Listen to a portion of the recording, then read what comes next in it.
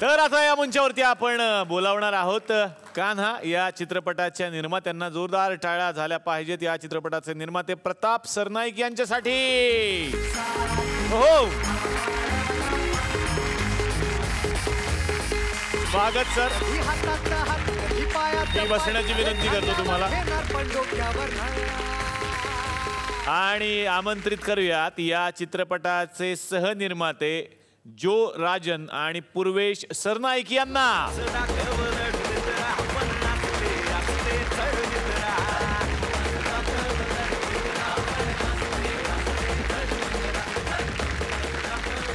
प्रतापजींपासून मला सुरुवात करायची आहे. खरं तर हा विषय तुमच्या मनाच्या फार जवळचा आहे, कारण दहीहंडी ही तुमच्या माध्यमातून सुद्धा आम्ही पाहत असतो आणि तुमचा या खेळाशी खूप जवळचा संबंध आहे. काय सांगाल, कशी संकल्पना सुचली? प्रामुख्यानं 101 रुपयाची हंडी लहानपणी बांधलेली असायची आणि ती हंडी फोडण्याचा आम्ही ग्रुपमध्ये सगळेजण प्रयत्न करत होतो. परंतु हळूहळू मोठी मोठी मोठी मोठी करत ह्या दहीहंडीचं रूपांतर इव्हेंटमध्ये कधी झालं आणि 5,000ची हंडी 11 लाखाचं बक्षिसापर्यंत कधी पोचली हे कळलंच नाही.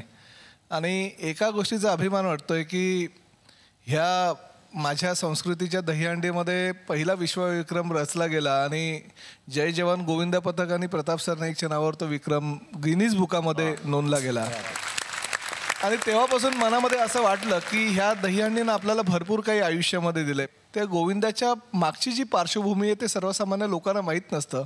7 थर 8 थर 9 थर किंवा 10 थरांची अपेक्षासुद्धा लोक पकडत असतात, त्यांच्याकडून करत असतात. परंतु ते करत असताना त्यांना कुठल्या कुठल्या संकटांना सामोरं जावं लागतं ही वस्तुस्थिती मला माहिती असल्याकारणाने ते लोकांपर्यंत पोहोचावं ह्यासाठी मी केलेला हा प्रामाणिक प्रयत्न आहे.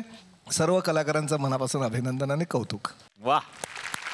पूर्वेश, तुम्हाला विचारायचं, तुमचा कसा होता या सगळ्या सिनेमाचा अनुभव?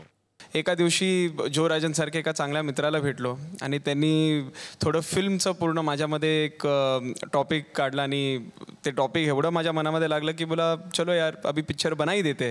आणि नेमका अवधूत दादा बरोबर. तर अवधूत दादानी मी एवढा होतो तेव्हापासून त्यांनी मला बघितलं आहे आणि तसंच आणि ऑब्व्हियसली पप्पांचा सपोर्ट होता पूर्णपणे आणि मग आम्ही 27 दिवसात पूर्ण पिक्चर ॲक्च्युली सगळ्यांनी कंप्लीट केलं. वा वा वा.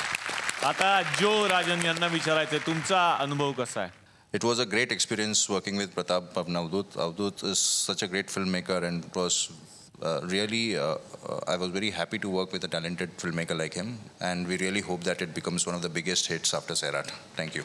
वाह वाह.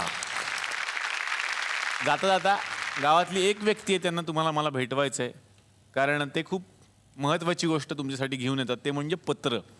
एक पत्र घेऊन आलेत पोस्टमन काका. बघूयात कोणी कोणाला लिहिलंय. या काका, पटकन या.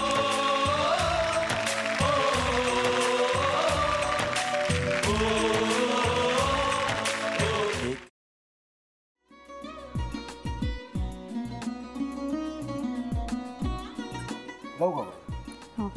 असाच लावू ना.